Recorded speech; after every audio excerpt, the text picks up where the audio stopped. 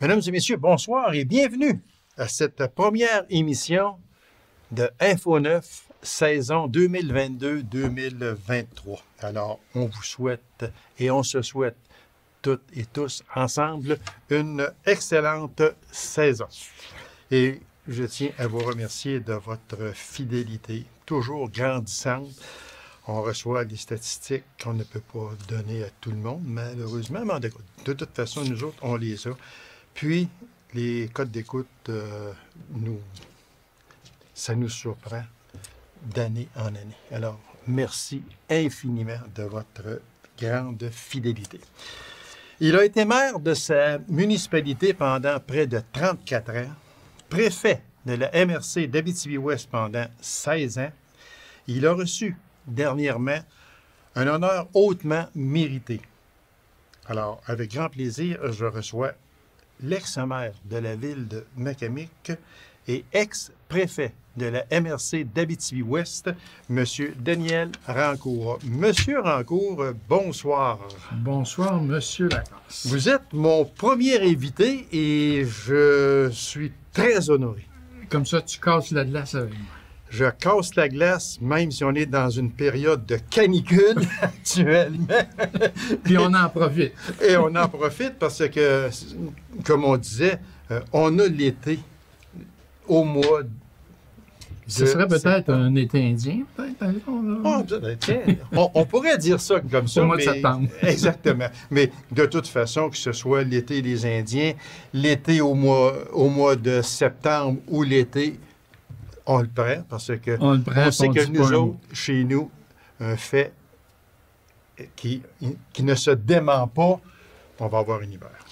Ça, c'est pas mal sûr. Monsieur Rancourt, félicitations pour cet honneur hautement mérité, très mérité.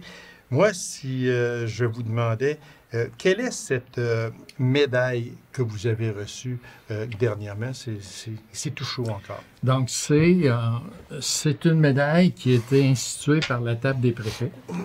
Et la table des préfets voulait souligner l'apport de certaines personnes dans notre développement, je dirais pas local, mais bien régional. Donc, la première personne qui a hérité de cette médaille-là, c'est notre ami François. Donc, c'était François Gendron qui a eu la première médaille, qui il y a 2 ans. Et l'année passée, c'était un monsieur Gauthier, qui était un des artisans de l'Université du Québec. Oui, mais je valais. Okay. Et puis, à la 3e année, mais il ne savait pas qui le donner, fait qu'il me l'ont donné. Fait qu'il m'a tiré au sort. C'est ça. Entre vous et moi. C'est une petite farce en passant, parce qu'une chose est certaine, que ce soit M. Gendron qui l'a reçu, M. Gauthier et cette année, M. Rancourt. C'est un honneur hautement mérité, j'en suis persuadé. M. Rancourt, quand on reçoit, probablement c'est un téléphone que vous avez reçu, fort probablement, vous disant que, bon, Daniel, on aimerait ça t'honorer, etc. Bon. Comment on perçoit ça? Comment on se sent? Dans un premier temps, il faut dire que là, il y a eu une modification dans les règlements généraux dans l'application de cette médaille-là. Ah, OK. C'est que les 2 premières années, puis même les 2 premières années et demie, c'était par présentation des tables de MRC. Ah, OK. Donc, chaque MRC présentait un candidat. Et là, il y avait un comité de sélection, etc., etc. Puis, ils choisissaient une personne. Et si ça faisait l'unanimité, bien, à ce moment-là, c'était réglé. Sauf que la dernière fois, ils ont dit, c'est difficile d'avoir quelqu'un qui accepte d'avoir cet honneur-là. Parce que le monde sont plutôt gênés. Ils n'aiment pas ça trop parler de... Ils ne courent pas après les honneurs. Voilà. Fait que là, ils ont décidé de dire, on n'en parle pas à la personne. On identifie dans notre milieu une telle personne, oui, s'est démarqué, oui, il a fait des choses, etc. Et chaque territoire de MRC fait la même chose. Et à ce moment-là, il y a un comité de sélection qui se crée. Et là, ils font une sélection. Puis après ça, il dit « Ah, monsieur, vous êtes l'heureux! » Je n'avais pas pensé à ça, moi, là. OK, puis là, je pense qu'il y avait du monde qui sont bien mieux que moi pour faire ça, là. Mais là, le sort est jeté, la transition, les décisions sont prises, on n'a pas le choix, il faut stoffer la tempête. Donc, c'est comme ça s'est fait. Et vous ne pouvez pas me refuser. Ça ne se Ben, refuse pas. Ça ne se refuse pas. Voilà. Parce que recevoir un honneur, c'est grandiose. Puis je sais qu'il y a des personnes qui n'aiment pas être à l'avant-champ, comme on dit. Voilà. Puis vous en êtes un. Moi, j'en suis un que je déteste recevoir. J'aime pas ça. Pourtant, tu es tout le temps en avant-scène. Ben c'est ça, mais mais regardez ici, là. Hein, moi, non, mais on parle de même, là. Moi, je parle devant des milliers de personnes. Là. Mais tu les vois pas. Ça me dérange pas.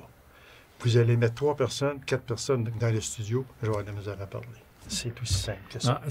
La vie est comme ça. Et voilà, exactement. Mais, comme je disais, ça ne se refuse pas, même si on n'aime pas être, comme on dit, front page. On n'aime pas ça. Vous en êtes un.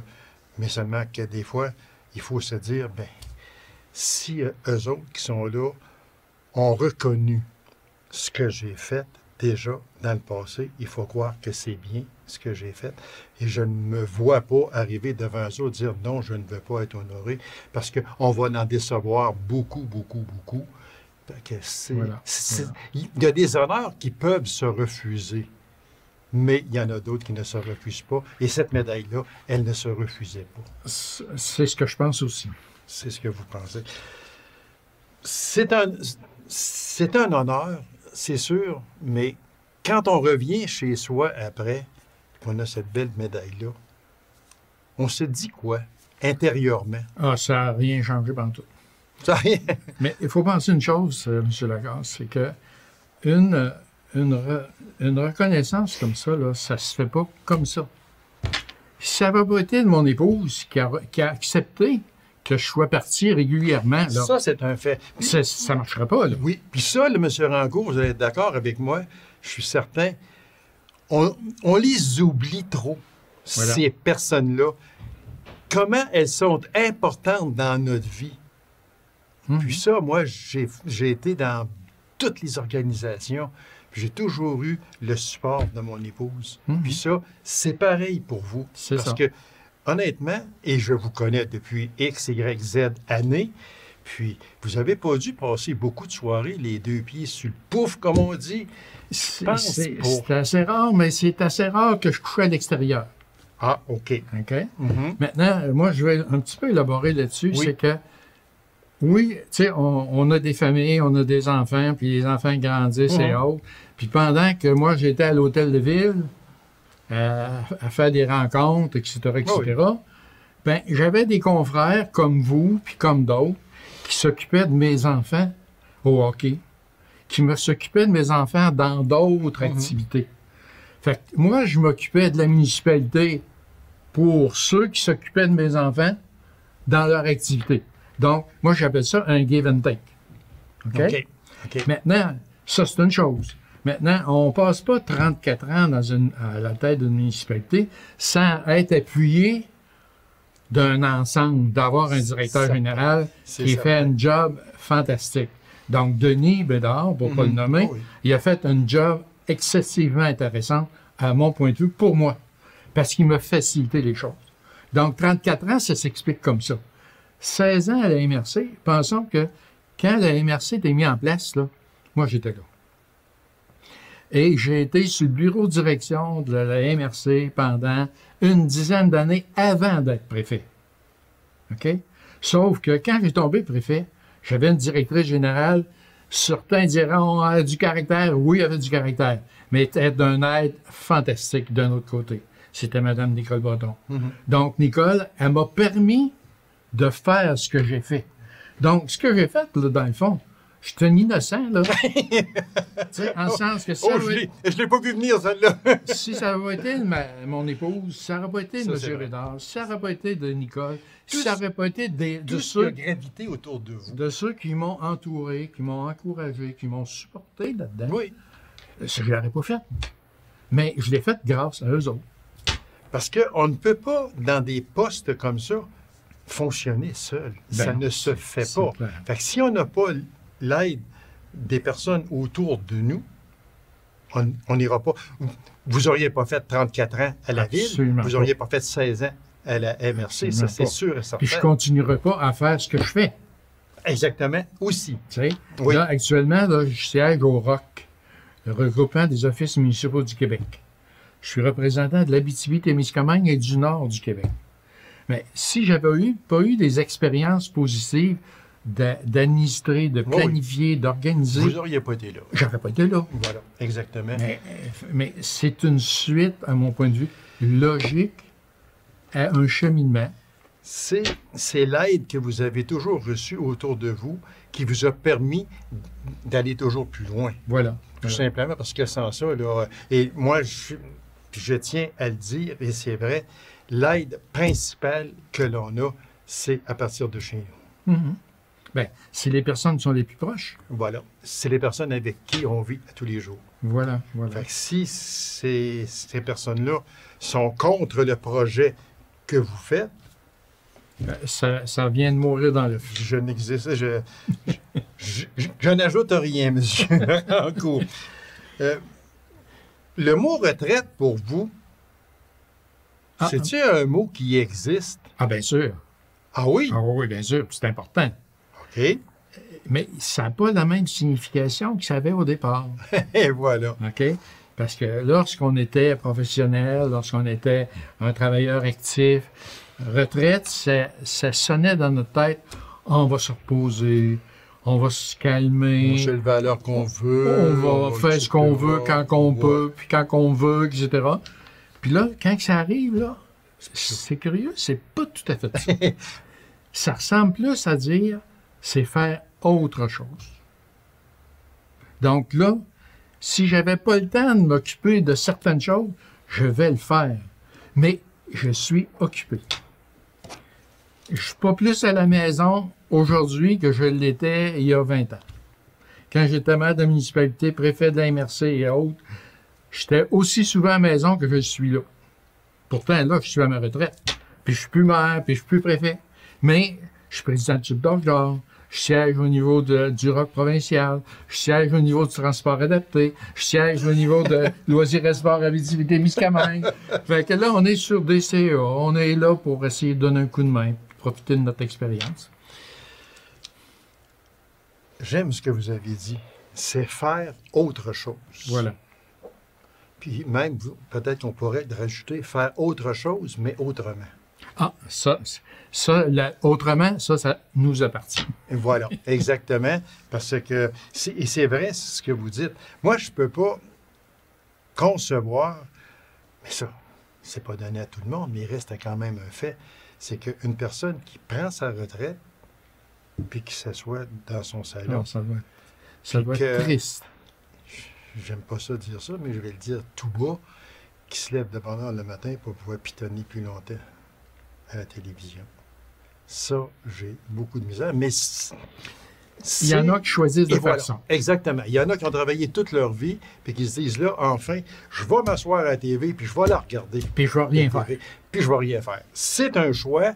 Il faut l'accepter, c'est pas nos problèmes. C'est pas votre choix, c'est pas le mien, mais seulement qu'il reste un fait qu'on ne peut pas, en vouloir à ces personnes-là. C'est un choix qui lui appartient. C'est un choix personnel, puis il faut le respecter. Voilà. Monsieur Rancourt, une journée pour vous, c'est quoi? Du matin au soir, c'est à peu près, c'est pas une routine. Non. Ça change. Ça se peut que je décide de prendre un livre, puis le livre pendant une demi-heure, 1 heure. Ça se peut. Ça se peut que moi, j'ai un garage chez nous, là. Et je l'ai vu. Et je l'ai vu. Vous pouvez faire toutes sortes de choses. Voilà. On peut s'amuser là-dedans. Oh oui, beaucoup. Exactement. Mais on a la possibilité aussi de s'asseoir dans le garage et de penser, qu'est-ce qu'on pourrait faire? Parce que c'est un lieu de réflexion, ça aussi. Là. Ben, c'est un lieu de réflexion. Puis avec tout ce que vous avez, on ne dira pas tout, mais avec tout ce que vous avez, vous pouvez faire tellement de choses que, bon, aujourd'hui, je ferais, ah, tiens, j'avais pensé faire ça l'autre jour, je vais le faire aujourd'hui. Voilà. Puis là, on est au mois de septembre, début septembre. Là. Puis là, dans 2 mois, là, on va prendre l'avion et on s'en va au Guatemala. OK. On va aller faire de la maintenance dans une école. Fait qu'on va aller faire réparer des bureaux, travailler dans une école. Fait que c'est un des projets là, qui s'en vient là. Et ça fait déjà 2 ans qu'on n'y va pas. Ça par va être rapport à notre la fameuse 8e année. pandémie. Ça va être notre 8e année de travail humanitaire. Fait que ça, c'est une belle expérience aussi. Et je vous en félicite parce que quand on parle de travail humanitaire dans ces pays-là, c'est pas facile, très Non, souvent. mais on a du plaisir aussi. Là. Sûrement, sûrement, sûrement. On a beaucoup de plaisir là-bas. Une dernière question, M. Rancourt. Vous avez été en politique municipale.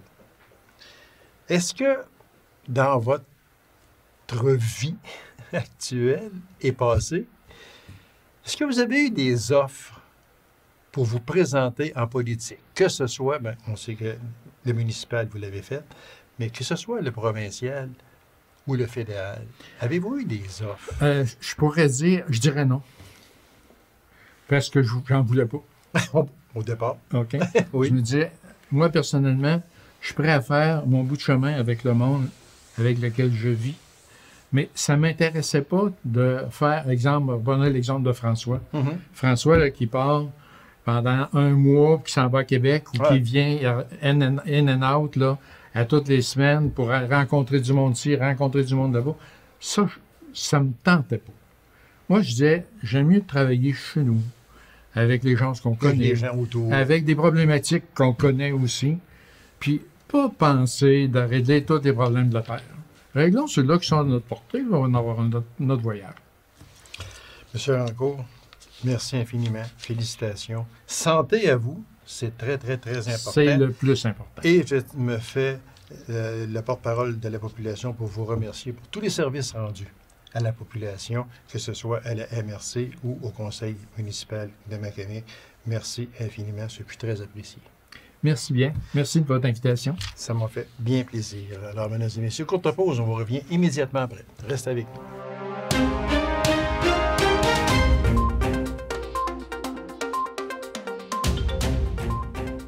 Un comptoir familial existe à Macamic depuis plusieurs années, soit plus précisément depuis 2009. En ces temps difficiles, il devient primordial, voire même essentiel. Alors, pour nous en parler, je reçois du Club Lyon de Macamic, M. Gaétan Thibodeau. M. Thibodeau, bonsoir. Bonsoir, Gaby. Merci d'avoir accepté cette invitation-là, très gentil à vous. Dans mon intro, M. Thibodeau, je parlais qu'il était essentiel et même peut-être primordial parce que les temps sont difficiles, on le sait. On dirait que c'est plus difficile d'année en année, mais là, on est dans une période où c'est vraiment difficile.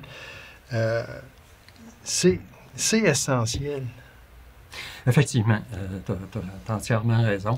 C'est un service là, qui aide énormément des familles dans le besoin, puis pas nécessairement dans le besoin.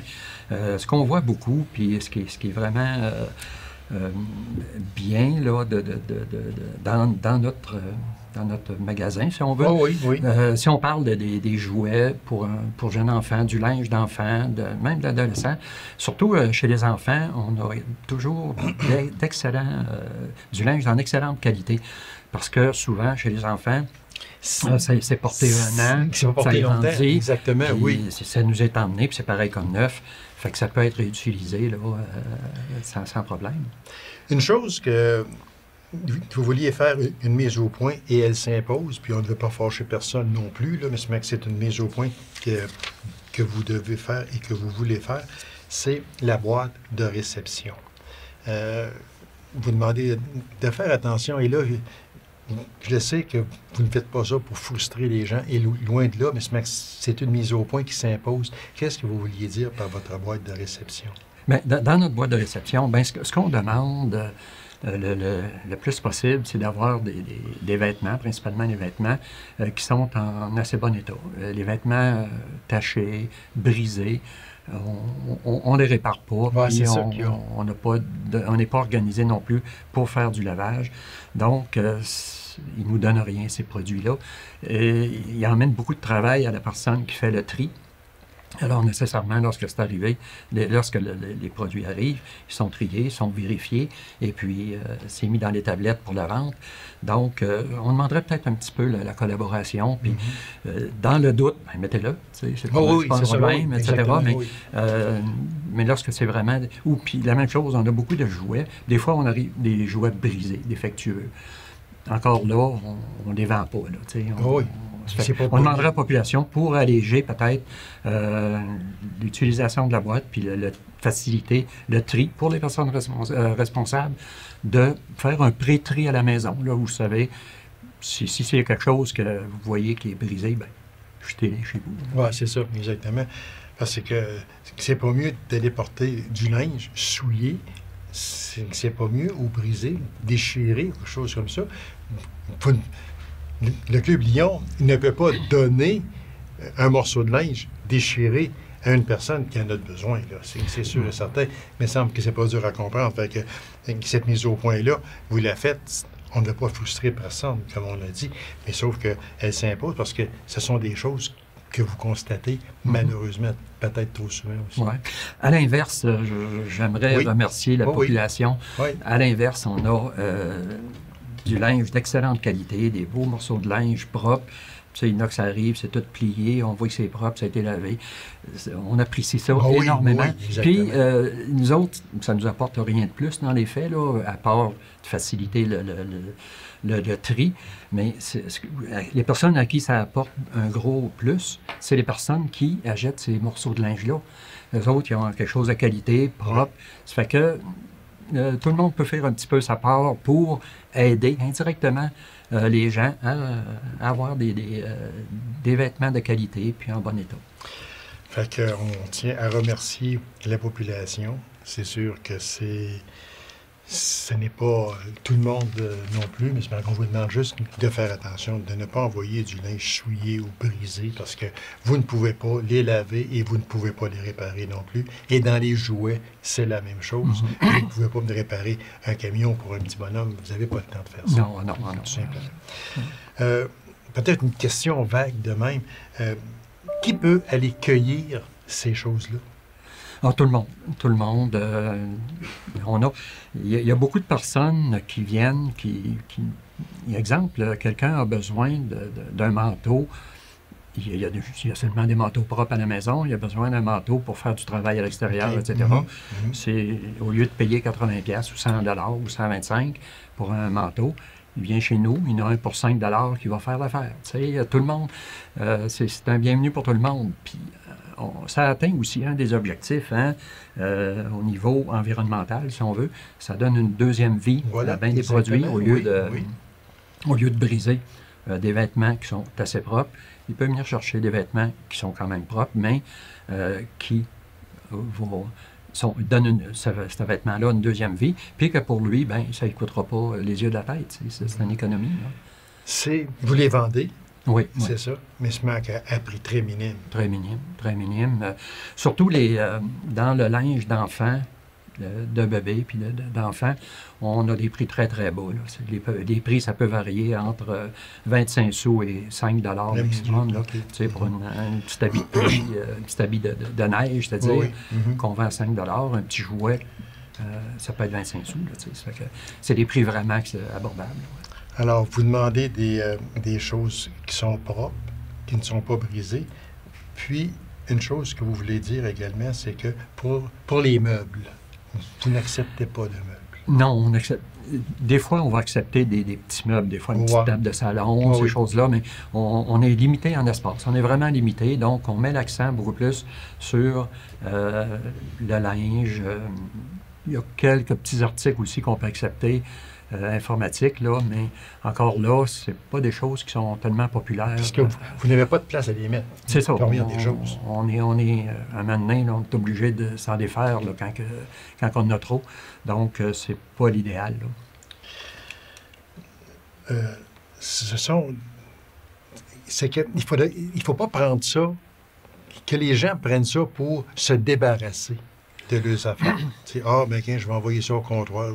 Il est brisé, mais je ne fais rien. Regarde. Ils l'arrangeront, ils pourront le donner. C'est ça, en fin de compte, qu'il faut enlever cette mentalité-là. Tu as 100% raison. L'objectif de ça, que les gens devraient avoir face à ça, face à leurs dons, c'est d'aider des gens. C'est d'aider, c'est d'avoir que le geste ait un impact environnemental. Puis d'aider, ça peut être des gens dans le besoin, puis ça peut être un monsieur tout le monde, qui sont les bienvenus, chose certaine, qui donnent une deuxième vie à des vêtements qui a un impact environnemental. Ça fait que l'objectif, s'ils prennent cet objectif-là, quand ils préparent leur boîte de dons, ils vont sûrement avoir une approche qui va être différente. Qui va être différente, exactement. Tu sais, on ne choisit pas d'aller à un comptoir familial, très souvent. Puis, souvent, c'est essentiel pour la personne. Mm-hmm. Est-ce que vous sentez une certaine gêne chez les gens? Parce que vous n'êtes pas là pour juger les gens. Là. Mm-hmm. Ça, là, il faut bien le dire. Le Club Lion n'est pas là pour juger. « Ah, regarde, un tel est venu, un tel est venu. » Non, absolument pas. Puis écoutez, le personnel en place est vraiment... il garde tout confidentiel, c'est sûr, les personnes qui viennent. Mais en général, c'est pas tellement un problème. Mais dans certains cas, on le voit. Là, c'est sûr il y a une certaine gêne. Une certaine gêne. Une personne arrive, bon... Ils des fois pas tellement argentés, ils ne peuvent pas acheter beaucoup de choses. Mais soyez à l'aise. Soyez à l'aise. On est là pour donner un service. Voilà. Puis le Club Lyon, c'est ça. Puis le Club Lyon est très fier de cette activité-là. Puis le but n'est pas, nous autres, de faire de l'argent ou quoi que ce soit. C'est vraiment d'aider la population. Puis en chargeant aussi un petit montant d'argent, mais la personne se sent se sent plus à l'aise peut-être parce qu'elle a fourni un certain montant d'argent. Exactement. Mais, même si c'est pas gros. Il reste à peine une minute, M. Thibodeau. L'endroit, c'est où? C'est ouvert quel jour et quelles sont les heures d'ouverture? OK. C'est au sous-sol de l'Arena.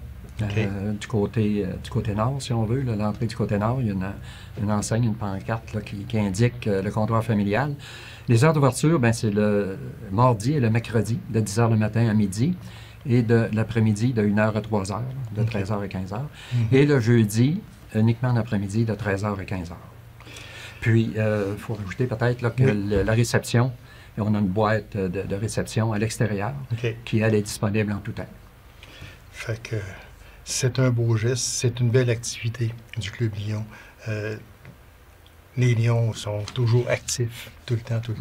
Puis, je vous en félicite et je félicite le Club Lion également parce que c'est vraiment un geste qui est très, très, très apprécié. Puis, on ne sait pas des fois tout le bien que un club peut faire, mais ça en est en temps. Quelqu'un viendrait passer quelques jours avec nous autres, il verrait et comprendrait beaucoup de choses. Il comprendrait beaucoup de choses. Ouais. Exactement. Monsieur Gaétan, merci infiniment. Puis on vous souhaite tout le succès possible. Puis on demande aux gens d'être très généreux, s'il vous plaît. Bien, un gros merci à toi. Ça me fait plaisir. Alors, mesdames et messieurs, merci d'avoir été là. On se donne rendez-vous à une prochaine émission de Info 9. Au revoir.